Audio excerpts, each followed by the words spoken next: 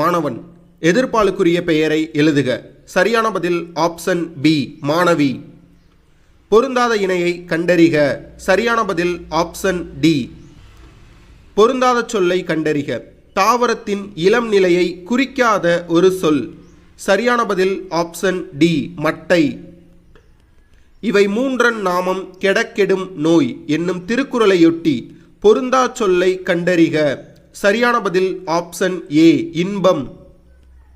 மரபு பிழைகள் வினைமரபு பால். சரியான பதில் ஆப்ஷன் பி பருகு. மரபு பிழைகள் ஒளிமரபு கிளி. சரியான பதில் ஆப்ஷன் சி பேசும். பாஸ், உங்களுக்கான கேள்வி.